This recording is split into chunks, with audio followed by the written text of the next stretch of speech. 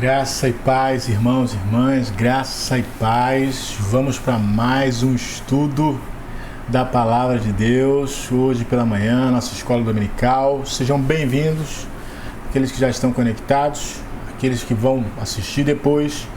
Enfim, Deus abençoe a todos. Compartilhe esse vídeo com alguém, chame alguém agora que está no momento aí para assistir junto aqui, amém? Eu creio que Deus vai falar aos nossos corações. Você já viu aí na thumbnail já o tema de hoje, o sacerdote que precisávamos. Se você quer aprender sobre Jesus, é aqui. Se você quer aprender sobre a graça de Deus, é aqui. Se você quer aprender aquilo que é útil para a salvação, é aqui.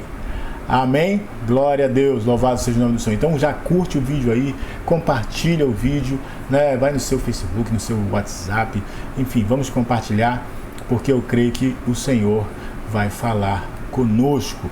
Amém? Vamos orar para a gente começar esse estudo. Amém? Como nós fazemos sempre, vamos orar, entregar esses momentos ao Senhor, para que o Senhor possa nos dirigir, né? Não falar somente aquilo que a gente estuda ou lê, mas falar aquilo que o Senhor quer. Amém? Vamos então? Pai, nós louvamos o Teu nome, te agradecemos, Pai. Muito obrigado por essa manhã, por essa oportunidade de estar ministrando a Tua palavra para o Teu povo. Obrigado por aqueles que já estão aqui conectados. Obrigado, Pai, por aqueles que ainda vão conectar, vão assistir depois. Pai, muito obrigado por tudo que o Senhor tem feito, por tudo que o Senhor tem feito. Pai, eu oro por cada irmão, por cada irmã, que as bênçãos do Senhor sejam sobre cada um deles nessa manhã e que a Tua palavra flua livremente, sem empecilhos, em nome de Jesus. Amém e amém. Glória a Deus. Como eu falei, o tema é o sacerdote que precisávamos. Glória a Deus, glória a Deus. Por que precisávamos de um sacerdote? Por que um sacerdote é importante? Por que lá no Antigo Testamento, né, quando começa a questão do sacerdócio, por que era importante? E por que é importante hoje para nós? Qual a diferença de ter o sacerdote e de não ter? Então hoje nós vamos falar sobre isso. Muitos crentes nem têm noção de que isso exista, da importância disso, porque infelizmente não é ensinado em muitos lugares, né, irmãos? Eu falo sempre sobre isso e quero bater nessa tecla. É importante estudar a palavra de Deus, porque quando a gente sabe, né, tem a informação correta, a gente pode crer da maneira correta e nós vamos receber as bênçãos de Deus. Amém? Então eu quero que você seja abençoado, quero que você receba as bênçãos de Deus. Então eu quero que você tenha a informação correta, saiba o que a palavra de Deus fala. Esse que é o importante. Eu quero ler com você, porque eu quero falar um pouco, começar falando sobre o sacerdote no Antigo Testamento. Não vou me prender muito lá, só vou dar uma pincelada, porque eu quero entrar no assunto, né, do sacerdote que nós precisamos e que precisávamos. E então vamos partir do Antigo Testamento e ver. Abra sua Bíblia, por favor. Se você não tiver a Bíblia à mão, pode ler aqui conosco. Malaquias 2:7 fala sobre o sacerdote. Diz assim: porque os lábios do sacerdote devem guardar o conhecimento, e da sua boca devem os homens buscar a lei, porque ele é o mensageiro do Senhor dos exércitos. Então veja bem, o sacerdote, né, além da expiação de pecados, que nós vamos falar daqui a pouco, ele também tem um papel de mensageiro. Irmãos, os crentes, de um modo geral, costumam confundir um monte de coisa, embrulhar, pegam cabeça e fazer como se fosse tudo a mesma coisa. Mas não é. É muito importante a gente saber essas coisas, porque, por exemplo, quando a gente vai para o Antigo Testamento, a gente vê do sacerdote, a gente vê também a questão dos levitas, e hoje o pessoal costuma assim, é do Ministério do Louvor, é levita. Irmãos, não adianta só pegar o nome lá do Antigo Testamento e querer aplicar aqui de forma grosseira e dizer assim, não é, porque todas essas coisas do Antigo Testamento tem uma função, tem uma razão, tem uma explicação, tem um porquê, e tem uma maneira de proceder, e que na maioria das vezes não se encaixa em nada do que a igreja faz hoje. Mas há uma forçação. Infelizmente, aquela compreensão de que nós somos o novo Israel de Deus, sim, nós podemos, a igreja é o novo Israel de Deus, sim, mas nós não somos como o povo de Israel. Aqueles mandamentos, aquelas leis todas que Deus deu, foi para o povo de Israel. O novo Israel de Deus, que é a igreja do Senhor, vamos dizer assim, que é da nova aliança, não está debaixo daquele agir, daquela maneira do Antigo Testamento. Só que hoje o que se faz? Se pega tudo aquilo que está no Antigo Testamento e tenta aplicar na igreja, irmãos. É uma coisa muito forçada. E isso machuca muitas pessoas, fere muitas pessoas, porque não fazem sentido. Se você comparar as coisas com a nova aliança, você vai ver que não faz sentido. Se você comparar com aquilo que Jesus fez, não faz sentido. Agora, o Antigo Testamento, ele é sombra. E é por isso que eu estou lendo lá no Antigo Testamento, para lhe explicar quais eram as funções do sacerdote. Uma aqui está descrita. Diz que os lábios do sacerdote, eles deveriam guardar o conhecimento, a lei, né? A sua boca deveriam guardar a lei, porque os homens iriam até o sacerdote para receber a lei. Qual é a lei? Qual é a lei? Se você for, por exemplo, na Igreja Católica, o sacerdote, ele é quem interpreta a Bíblia. Não é o fiel lá, o fiel não interpreta a Bíblia. Quem interpreta a Bíblia é o sacerdote. O único autorizado pela igreja para interpretar a Bíblia é o sacerdote. Mas a pessoa pode comprar uma Bíblia? Claro, qualquer pessoa pode comprar uma Bíblia e ler. Mas a doutrina da igreja é assim. Se você for procurar, quem é que pode interpretar a Bíblia? O sacerdote, só o padre. Padre, sacerdote, cardeal, enfim, um clérigo, certo? Na igreja evangélica não.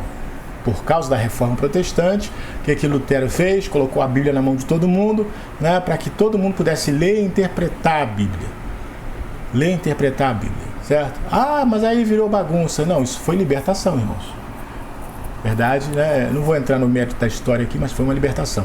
Bom, então vamos lá. Então, o sacerdote era aquela fonte de conhecimento, fonte da lei para aqueles que buscavam. Essa era uma das coisas do sacerdote, né?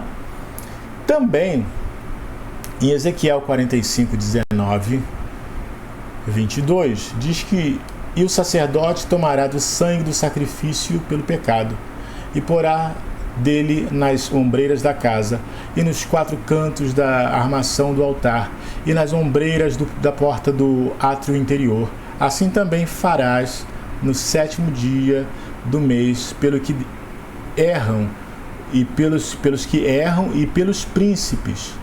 Assim espiareis a casa no 1º mês, no dia 14 do mês tereis a Páscoa, uma festa de 7 dias.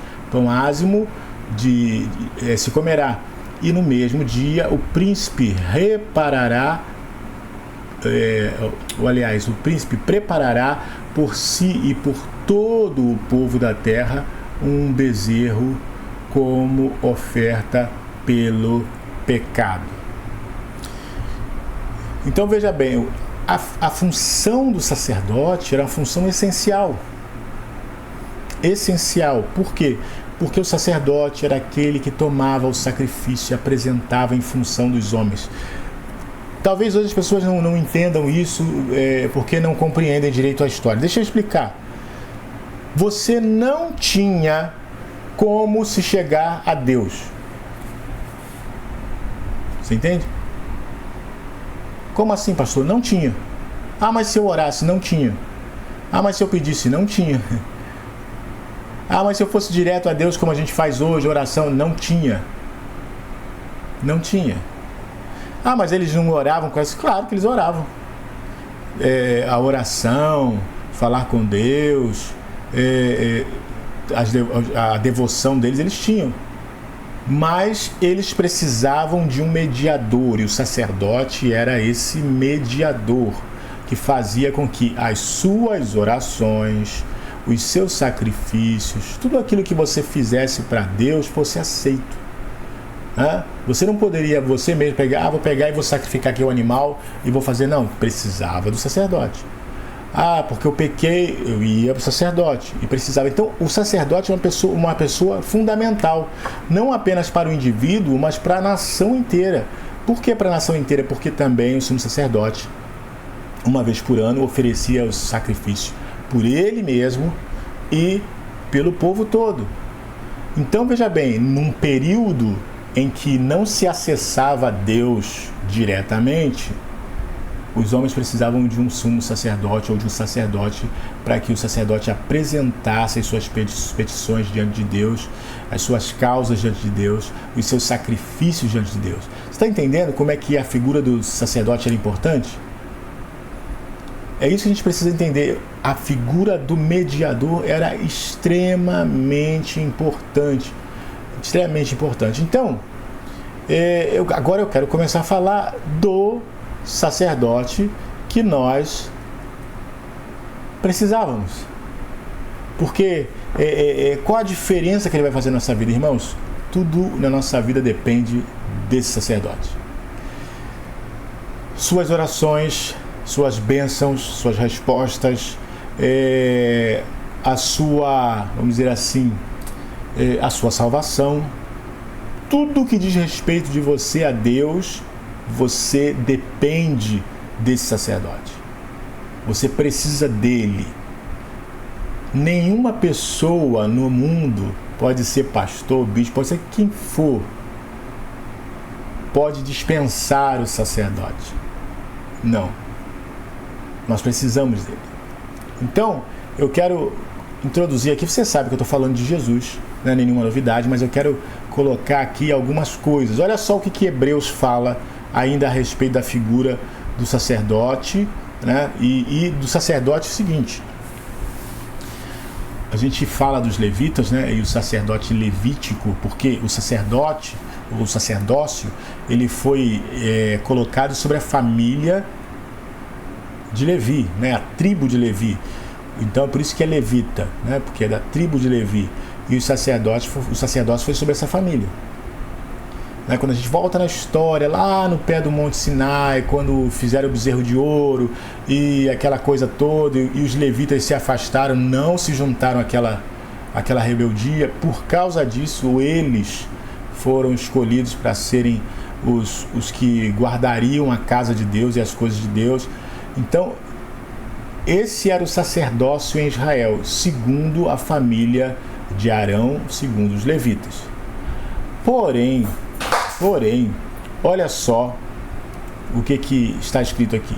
Se fosse possível alcançar a perfeição por meio do sacerdócio levítico, pois em sua vigência o povo recebeu a lei, por que haveria ainda necessidade de se levantar outro sacerdote segundo a ordem de Melquisedeque e não de Arão? Olha aqui, eu quero pedir que você preste muita atenção para não perder nenhum detalhe, se for preciso.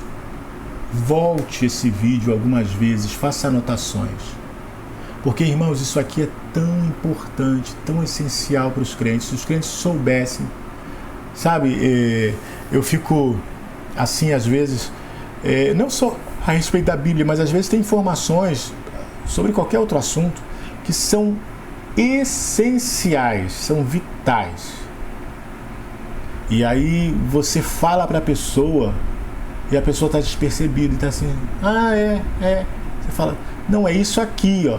E aquilo ali é o ouro, está entregando o ouro para a pessoa, e a pessoa está, eu vou ver, e não se liga que aquilo é ouro. Isso aqui que eu vou falar para você é ouro, é melhor do que ouro. Então anota, guarda, né? Conversa depois com outra pessoa da sua casa, outro crente, né? Eu sei que é um assunto bem profundo e que tem muito crente que não vai na profundidade. Ele acha que profundo é girar, rodar e sapatear. Ele não sabe que essa é a profundidade da palavra. Então, olha só. Olha o que o escritor de Hebreus, que alguns pensam que é Paulo, está escrevendo. Primeiro ele diz aqui, olha só, olha isso aqui. Ele fala da impossibilidade de alcançar a perfeição através do sacerdócio levítico. Isso mesmo que você ouviu. Era impossível alcançar a perfeição através do sacerdócio levítico. Está aqui. Se fosse possível, ele está falando, uma possibilidade, se fosse possível alcançar a perfeição por meio do sacerdócio levítico, pois em sua vigência a lei, o povo recebeu a lei, foi na vigência, foi enquanto estava valendo o sacerdócio levítico que o povo recebeu a lei. Foi enquanto estava valendo o sacerdócio lá da família de Arão é que o povo recebeu a lei. Agora, se fosse possível o povo ser aperfeiçoado através desse sacerdócio, a pergunta que ele coloca é por quê? Por que motivo? Por que haveria necessidade de se levantar outro sacerdote? E agora, não é nem segundo a ordem de Arão, não. É segundo outra ordem. É segundo a ordem de Melquisedeque. A pergunta é simples. Se aquele sacerdócio da lei, e aí eu falo para aqueles que ficam idolatrando, vamos dizer assim, idolatrando a lei, idolatrando o sacerdócio levítico, porque você é um levita, porque você... Irmãos, esse sacerdócio não pôde trazer perfeição para ninguém, não pôde trazer perdão real para ninguém. Foi necessário levantar um segundo sacerdócio, o sacerdote segundo a ordem de Melquisedeque. Olha o versículo 12. Pois quando a mudança de sacerdócio, é necessário que haja mudança de lei. Eu estou falando que o negócio é profundo. Estou falando que o estudo é profundo. Estamos indo além. Tem gente que quer saber lá do Antigo Testamento, mas não entra nessa questão aqui. Vem cá. Mudou o sacerdócio, muda a lei. Você sabia disso? Que até em relação às pessoas que cometiam crimes, que eram presos, que iam para a cidade de refúgio e tal, tem a lei que diz, olha, ele vai ficar lá até que o sumo sacerdote morra. Porque mudou o sumo sacerdote, mudou a lei, aí ele pode voltar. Então é muito sério. Então quando a Bíblia diz que, olha, o sacerdócio levítico já era, acabou. E agora nós vamos instituir um outro sacerdócio, segundo a ordem de Melquisedeque. Está dizendo, agora vamos mudar a lei. Não é mais aquela lei. Aquela lei que o povo recebeu na época de Arão. Mudou. Olha o versículo 13. Ora, aquele de quem se dizem estas coisas pertencia a outra tribo, da qual ninguém jamais havia servido diante do altar. Pois é evidente que o nosso Senhor descende de Judá, tribo da qual Moisés nada fala quanto a sacerdócio. Então veja bem, o escritor de Hebreus está colocando aqui esse sacerdote, que é a segunda ordem de Melquisedeque, ele não é da tribo de Levi. Fala, é claro que Jesus era da tribo de Judá. Lembra? Ele é o leão da tribo de Judá? Jesus era da tribo de Judá, não era da tribo de Levi. Da tribo de Judá, Moisés nunca falou nada de sacerdócio, de servir ao altar. Não tem histórico. Não tem nenhum histórico da tribo de Judá de servir ao altar. Então é uma coisa totalmente nova. Mudou tudo, mudou a lei, mudou tudo. Quando as pessoas ficam assim, não, mas tem que ter a lei, né? Porque, irmãos, mudou tudo. O escritor de Hebreus, ele vai profundo nesse assunto. Ele vai profundo nesse assunto. Mudou tudo. Então, agora, olha, o sacerdócio levítico acaba, entra o sacerdócio segundo a ordem de Melquisedeque. Olha, mudou o sacerdote, mudou a lei. E aquele que diziam pertencer a essas coisas, essa tribo, você vê, Jesus é de outra tribo, não tem nada a ver com a tribo de Levi, né? Eu não vejo ninguém falando, eu sou da tribo de Judá. Engraçado que Jesus era da tribo de Judá, mas o povo idolatra, eu sou levita. Parece que o fato de Jesus ser de Judá, não que você deva fazer isso, mas você está entendendo o que eu estou falando? O que as pessoas valorizam? Valorizam ser de uma coisa e de outra por não conhecerem. Não se fala isso. Não se fala. Olha só. O que ele vai concluir aqui? Olha só. O que acabamos de dizer fica ainda mais claro quando aparece outro sacerdote semelhante a Melquisedeque. Alguém que se tornou sacerdote não por regras relativas à linhagem, mas segundo o poder de uma vida indestrutível. Meu Deus, que coisa profunda. Os sacerdotes da família de Arão, da tribo de Levi, eles eram sacerdotes por causa da linhagem, né? Ele nasceu numa família de sacerdote, ele ia ser sacerdote. Estava ali destinado àquilo porque nasceu daquela linhagem.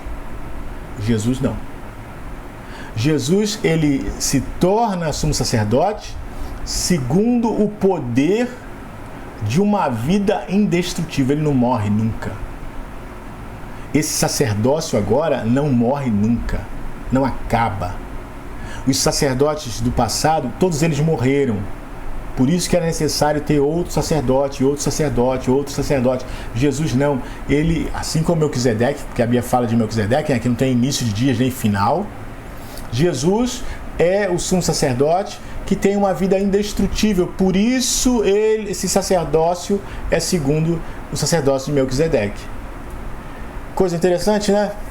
Você não vê isso em qualquer lugar, não. Ninguém falando essas coisas, não. Mas olha só.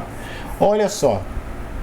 Versículo 17. Pois sobre ele é afirmado: tu és sacerdote para sempre, segundo a ordem de Melquisedeque. Segundo, sobre ele quem? Jesus, é afirmado: tu és sacerdote para sempre, segundo a ordem de Melquisedeque. Não segundo a ordem de Arão, mas segundo a ordem de Melquisedeque.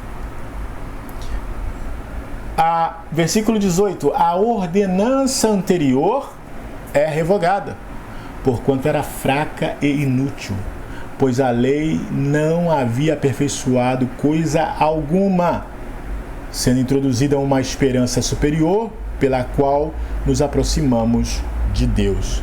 Veja, o escritor de Hebreus abre o verbo e rasga o verbo e diz: olha, aquela ordenança anterior foi revogada. Eu já falei isso, né? Tem gente que bota quadro de 10 mandamentos na parede. Meus irmãos, isso não tem nada a ver com a gente. Primeiro que foram mandamentos dados para os judeus. Nós não temos nada a ver com isso. A nova aliança a qual nós pertencemos não tem nada a ver com 10 mandamentos. Ah, pastor, mas quer dizer então que pode... Olha o que a pessoa pensa. Quer dizer então que pode adulterar e pode... Não é nada disso. Não é nada disso. Só que a nossa salvação não está em guardar os mandamentos. A nossa salvação está em crer no Filho de Deus, em Jesus Cristo. Essa é a nossa salvação. É claro que você não deve matar, que você não deve roubar, que você não deve adulterar. É claro. Isso faz parte de uma vida santificada. Mas você não é salvo por causa desses mandamentos, você é salvo por causa de Jesus Cristo. Você está entendendo? Então não faz sentido nenhum você colocar um quadro de 10 mandamentos na parede. Não faz. Pode ser bonito, com uma pombinha do lado, aquela coisa, mas não faz sentido nenhum, não diz respeito a nós. E diz ainda aqui que essa ordenança anterior, no caso os 10 mandamentos, foi revogada. Revogado quer dizer, foi extinta, acabou, não serve mais. Por que foi? Porque ela era fraca e inútil. Que isso, pastor? Está falando isso da lei de Deus, que era fraca e inútil? Sim, em outro texto, Paulo diz, olha, ela é enfraquecida por causa da carne. Não que a lei fosse fraca, a lei é perfeita, é boa, a lei é santa, a lei é de Deus. Mas o homem é fraco, não é capaz de cumprir. Se o homem fosse capaz de cumprir todas as exigências de Deus, nós não precisaríamos de Jesus. Jesus não precisava vir, não precisava morrer na cruz, não precisava de nada disso. Era somente a gente andar certinho que ia ser salvo. Tem gente que acredita nisso. Não, é só você andar certinho ali que você... Não, você não é salvo que anda certinho, não, irmãos. Você é salvo porque Jesus fez o certo. Porque Ele fez o certo, você é salvo. Porque Ele fez o certo, você é abençoado. Porque Ele fez o certo, as coisas acontecem. Porque Ele fez o certo, Deus te ouve. É em nome dEle, de Jesus somente. Então, a lei era... O escritor diz que o mandamento era fraco e inútil, porque a lei, olha só, está aqui, pois a lei não havia aperfeiçoado coisa alguma. Então, por essa razão, sendo introduzida uma esperança superior. A nova aliança é uma esperança superior. Amém? Você crê nisso? Escreva aí, amém.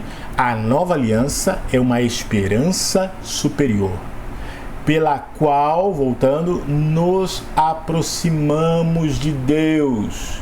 Então, essa esperança superior, é nessa esperança superior que nós nos aproximamos de Deus. Aleluia, aleluia. E olha só, para confirmar tudo isso, essa mudança de sacerdote, mudança de lei, mudança de sacerdócio, olha como é que Deus faz. Olha a força do que Deus faz. Olha o versículo 20. E isso não aconteceu sem juramento. Outros se tornaram sacerdotes sem qualquer juramento. Claro, ele nascia na família e virava sacerdote. Era pela linhagem. Não tinha juramento. Não tinha nada. Mas o sacerdócio de Jesus foi por juramento. E a Bíblia fala que o juramento de Deus não mente de forma alguma. Né? Ele, quando quis confirmar a bênção a Abraão, ele se interpôs com o juramento, diz a Bíblia. E aqui também, quando ele fala do sacerdócio de Jesus, ele se manifesta com juramento. Vamos ler. E isso não aconteceu sem juramento. Outros se tornaram sacerdotes sem qualquer juramento. Mas ele, Jesus, se tornou sacerdote com juramento. Quando Deus lhe disse, o Senhor jurou e não se arrependerá, não voltará atrás. É o que significa. Tu és sacerdote para sempre. Jesus tornou-se, por isso mesmo, a garantia de uma aliança superior. Lembrando, uma esperança superior para uma aliança superior, da qual Jesus é a garantia. Aleluia! Qual é a garantia dessa aliança? Qual é a garantia de que Deus vai cumprir a aliança? Ah, se eu andar certinho, Deus vai cumprir a aliança. Não, a garantia é Jesus. A garantia não tem nada a ver com a gente, irmãos. Volto a dizer, aí vai ter aquele que fala assim, ué, então quer dizer que eu posso fazer qualquer coisa? Mas vem cá, você foi salvo, você não sabe, eu falo igual Jesus falou para os discípulos, vocês não sabem de que espírito vocês são, não? Irmãos, o que eu estou falando aqui é que nós não somos salvos por obra nenhuma. É tudo Jesus, é Jesus. Nós não recebemos bênção por obra nenhuma. É tudo por Jesus. Se você passar pedindo uma coisa a Deus, 2 dias, 3 dias, 10 dias, 20 dias, 50 dias, 100 dias, 300 dias pedindo, e Deus tiver no coração aquilo de dar para você, eu digo que você poderia ter orado uma vez só e seguido sua vida e esperado. Olha só, nem era na graça ainda, era no período da lei ainda. E Daniel orou, diz que Daniel orou 21 dias. Mas o anjo respondeu para ele, Daniel, você é muito amado. Desde o momento que você colocou a intenção no seu coração, olha só, ele não tinha orado não, ele teve a intenção de orar. Desde o momento que você colocou a intenção no seu coração, saiu a resposta para você. Você está entendendo? Ah, quer dizer então que... Não, mas aí Daniel ficou orando ali 21 dias para guerrear. Não. Os anjos estavam guerreando lá para que a resposta chegasse a Daniel. Não era Daniel que estava guerreando, não. Era a tarefa dos anjos. Daniel não está vendo o mundo espiritual, ele não estava vendo o mundo espiritual. Ele não estava vendo os anjos, não estava vendo nada disso. Então não era tarefa de Daniel. Então quer dizer que Daniel orou 21 dias, poderia não ter nem orado um? Sim. Poderia ter feito uma oração só naquele dia e esperado.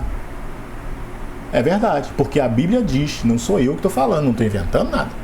A Bíblia diz, o anjo falou para ele, desde o momento que você colocou no coração a intenção, a sua resposta veio. Você está entendendo? Então a gente fica pedindo. Jesus falou. E, queridos, não é pelo muito pedir que vocês vão ser atendidos. Os gentios acreditam nisso, que pedindo muito, aí você vai ser ouvido. Não. Desde o momento que você dobrou o seu joelho e orou, Deus já sabe, já anotou o seu pedido. Se Ele vai dar hoje, amanhã, daqui uma semana, daqui um mês, daqui um ano, ou nunca vai dar, isso é com Deus. Nós não temos como pegar atalho, nós não temos como acelerar o processo. Não, vou orar mais para ver se mais rápido Deus me atende. Isso não existe. Porque as coisas vão no tempo determinado por Deus.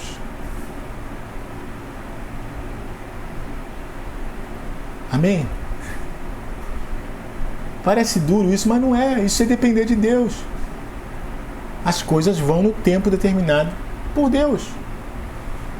Então não tem esse negócio de acelerar, não tem esse negócio de pedir mais gente para ver se faz pressão. Isso não existe. Se Deus falou, eu vou abençoar, Ele vai abençoar. Então como é que a gente ora? Ora comunhão, ora louvando a Deus, ora agradecendo ao Senhor, ora conversando com Deus, lendo a palavra, para Deus abrir a palavra, a porta da palavra se entender também. Ora, tenha comunhão com Deus. Pedir, peça uma vez. Agora adorar, louvar, bendizer, faça quantas vezes você quiser, 10 vezes, 1000 vezes no dia, se você quiser, faça. Mas peça uma vez só. Amém? Pastor, é muito difícil, a gente vê ali a necessidade. E aí a gente tem que aprender a confiar. Estou falando isso aqui, irmãos, né, que eu sou o especialista e o cara que mais sabe esperar em Deus. Não é isso, não. Eu estou falando isso aqui porque é a verdade. Eu sei que esperar é difícil, eu sei que quando a gente está precisando de uma resposta e a resposta não vem, a gente fica angustiado, a gente perde até o sono, dependendo do assunto que for. Eu sei que tudo isso acontece. Agora, não sou eu quem diz, é a Bíblia que diz que nós temos que esperar no Senhor. Então fazer o quê? Tem que esperar. Amém? Olha o versículo 23, que coisa interessante. Ora, daqueles sacerdotes tem havido muitos, porque a morte os impede de continuarem seu ofício. Ele está falando do sacerdócio de Arão, né, de Levi, enfim, é verdade, o sacerdote está trabalhando ali enquanto ele está vivo. Ele morreu, acabou, não tem como continuar o ofício, tem que colocar um novo sacerdote. Mas, visto que vive para sempre, Jesus tem um sacerdócio permanente. Portanto, ele é capaz de salvar definitivamente aqueles que, por meio dele, aproximam-se de Deus, pois vive para sempre, vive sempre para interceder por eles. No estudo anterior eu falei desse texto, hoje eu estou trazendo esse texto mostrando como nós temos Jesus como sacerdote e que vive para sempre interceder por nós. Aleluia! Você pode dizer aleluia, glória a Deus. Você tem esse intercessor que vive para fazer isso e pode salvar definitivamente. Olha, Para aqueles que dizem que você não pode dizer se está salvo, né? Tem que ver, né? Esperar até o final, está escrito aqui: Jesus salva definitivamente. Salvou, salvou. Ah, mas pode perder, né? Se não perseverar até o final. Irmãos, não vai perder. Aquele que foi salvo não vai perder. Não vai perder. A Bíblia fala aqui, olha, o Senhor é poderoso para sustentar ele, e se cair, Deus é poderoso para levantar ele. Não vai perder. Jesus fala, o Pai me deu, ninguém pode tirar, o Pai é mais forte, ninguém pode tirar da mão dele. Você ainda acha que vai perder? Você ainda acredita nesse pessoal que, cuidado, hein? Tem que ver até o final, né? Porque a gente não sabe qual é o final da história. Como assim?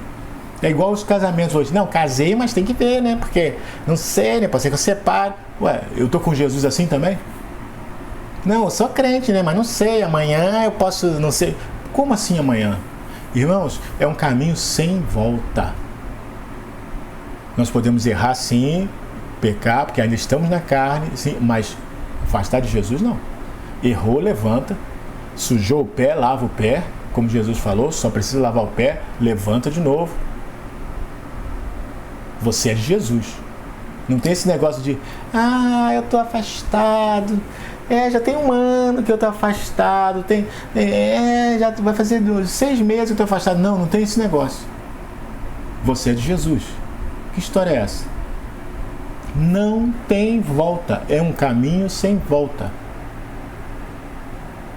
Se você vê volta, é porque você não achou o caminho. Já entrou numa rua sem saída? Todo mundo já entrou numa rua sem saída. Mas eu queria passar para lá. Não tem como você passar para lá. Se você for passar, vai ter que passar dentro do terreno dos outros, pular muro, fazer... Não tem como. É sem volta. Jesus é um caminho sem volta. Então, se alguém está achando volta, é porque não achou o caminho. Está num caminho errado. Está entendendo? Glória a Deus. Aleluia.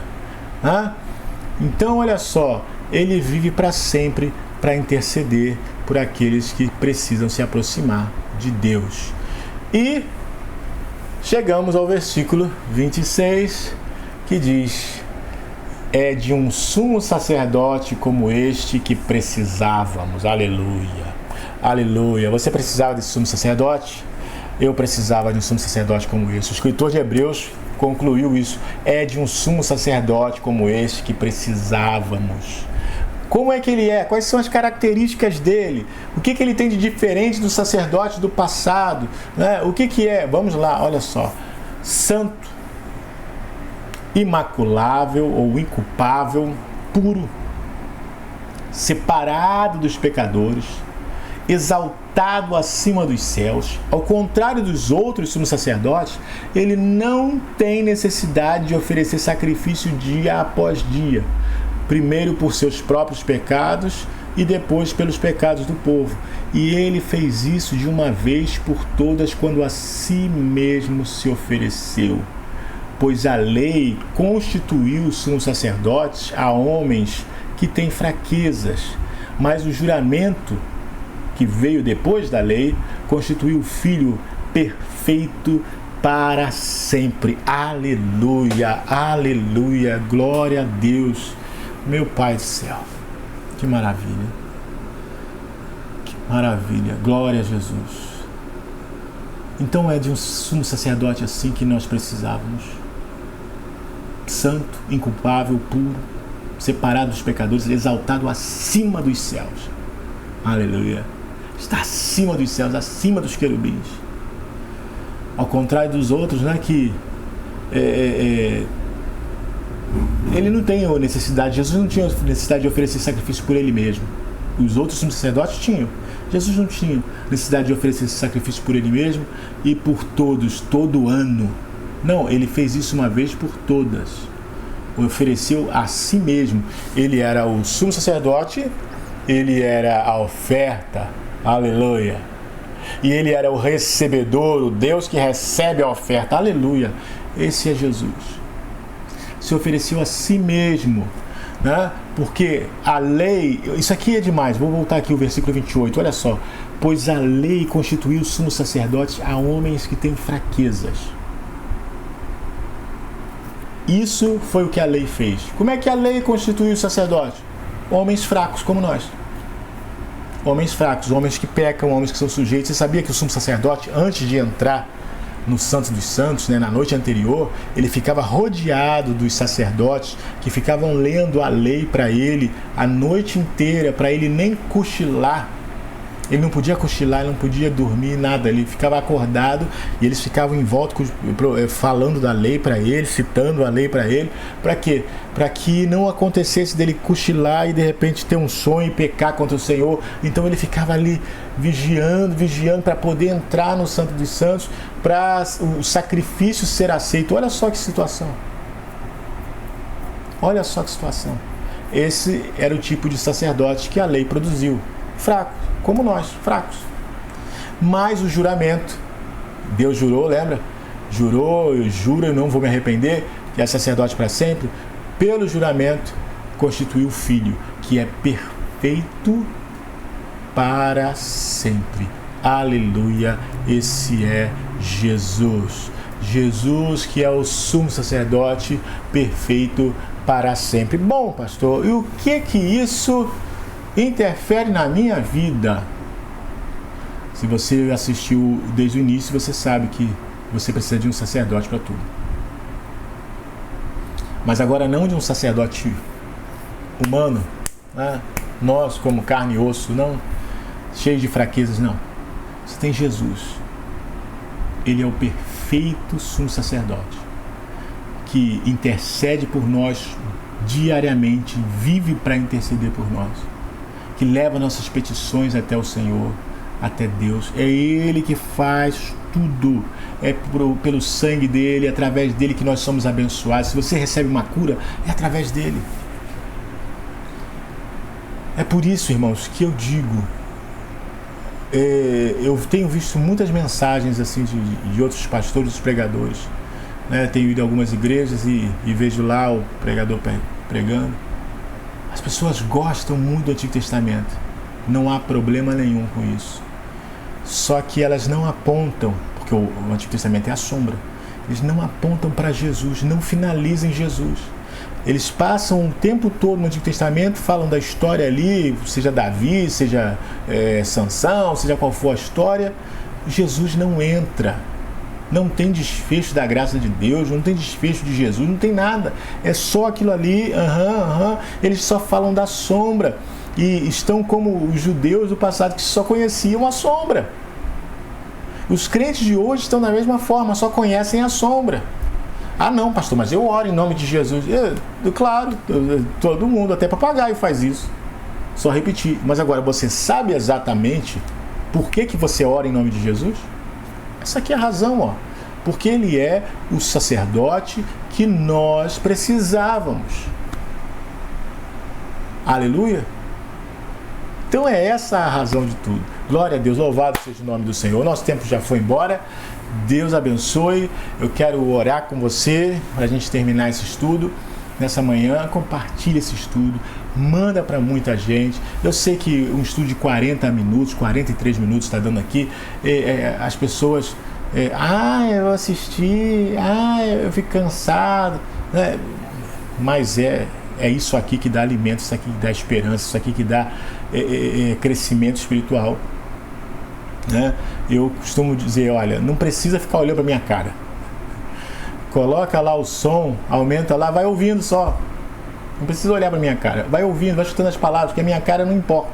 O que importam são as palavras, elas é que importam. Então vai ouvindo, ouve uma, ouve duas. Aqui no nosso canal tem muita mensagem maravilhosa. Ouça novamente, porque você vai pegar coisas que você não... ele falou isso, eu não tinha notado. Ouça novamente. Amém? Glória a Deus, glória a Deus. Eu quero orar para a gente terminar. Lembrando que a chave Pix agora fica na descrição do vídeo. Se você quiser abençoar esse ministério, está aqui a chave Pix, está aqui o Zelle, né? Para quem sabe, para quem mora nos Estados Unidos, pode fazer oferta pelo Zelle. Para quem mora no Brasil, pode fazer oferta pelo Pix. Ok?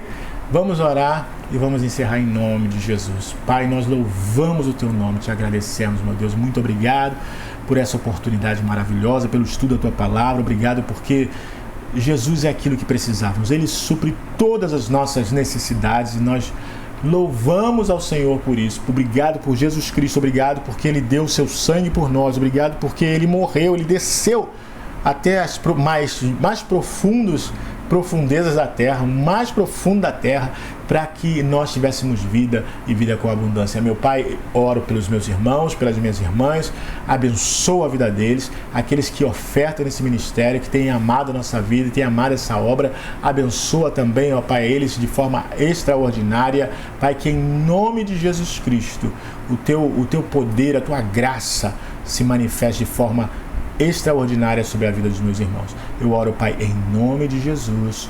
Amém e amém. Que a graça, a paz, a comunhão e a consolação do Deus Pai, Deus Filho e Deus Espírito Santo esteja conosco hoje, conosco permaneça para sempre. Amém e amém. Glória a Deus. Deus abençoe. Logo mais teremos a transmissão do culto. Fique com Deus e a paz do Senhor.